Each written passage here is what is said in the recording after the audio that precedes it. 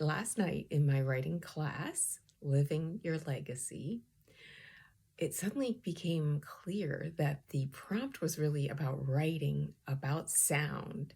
People were talking about it. I could tell it was alive. So I said, let's stop, write about a sound that brings us alive and one that we might want to see more of in the world.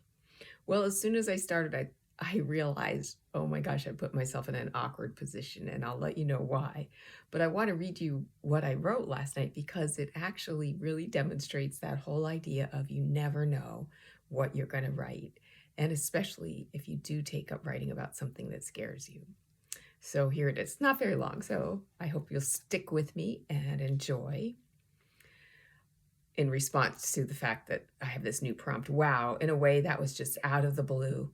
I don't want to say I'm afraid of sound, but someone once put a guitar in my lap and I jumped as if someone had put too much gold there and the cops or bandits were just behind them waiting to take me down. I'm not sure why this is, but I can only say I've been more attracted to the sound of streams and the ocean and bird songs.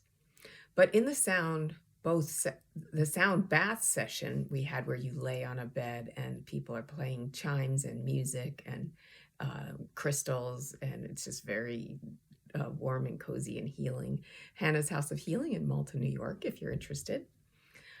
But during that session, one of the musicians facilitators said that the universe and therefore our reality is made up of sound waves. And it made me think, if we go to a sound bath, where and when else can I bathe myself in healing sound? Well, I think about my online music. I play different things in the background, which are some of them actually purport to be very healing and will take away all your bad karma just as you listen to them. So, that seems to be working out. But of course, there's nothing like the real sound of real vibrations. Like if you're in a beautiful church or a Buddhist temple, and on Earth Hour last year, my son Dylan played the guitar, and it was the most magical thing. All the lights were out. I was in my bedroom, and he was in the living room. And then there was a night I was visiting my friend Maggie, and she was playing the steel guitar, and it was just incredible. So I think, why am I afraid of the guitar? But I actually don't really want to play one.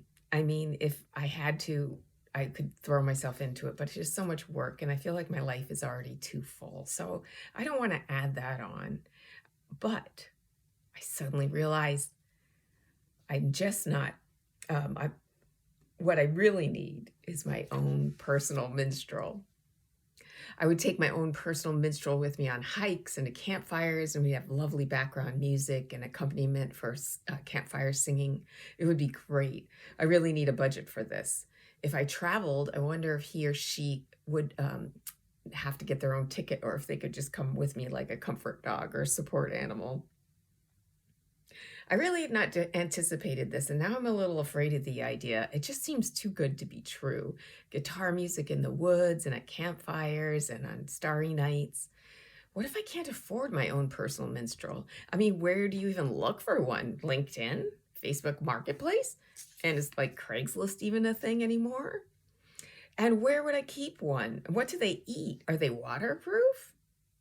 I don't know. And I know they get callous fingertips. Could they work in the cold, or would they just be like a fair weather minstrel? Would I have to provide replacement guitar strings, or would they? There's so much more to this to the sound universe than I'd anticipated. I mean, there's still YouTube and YouTube music. Not the same, I know. I'll look and see if there are any books on the care and feeding of your own personal minstrel later, and then I'll just go from there. So that was my entry. I just wanted to stress, well, you just never know what idea will come up when you write. It's not like you start and it's going to be as anticipated. It remains to be seen whether I will ever find my own personal minstrel, be able to afford one, or know where to keep it. But it is a fascinating idea and did open me up to the idea of bringing more sound into my life.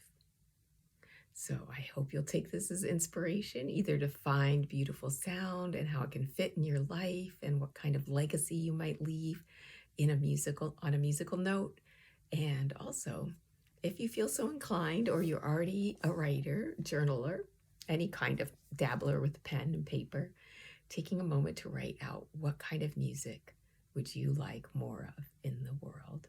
And don't be surprised if something comes up that you had not anticipated. My name is Kat Fitzpatrick, and I love writing for writing's sake. I think everybody should be able to use it freely, just like Natalie Goldberg says it should be in the Declaration of Independence: life, liberty, the pursuit of happiness, and writing. Hope you have a great day, and until next time, take care.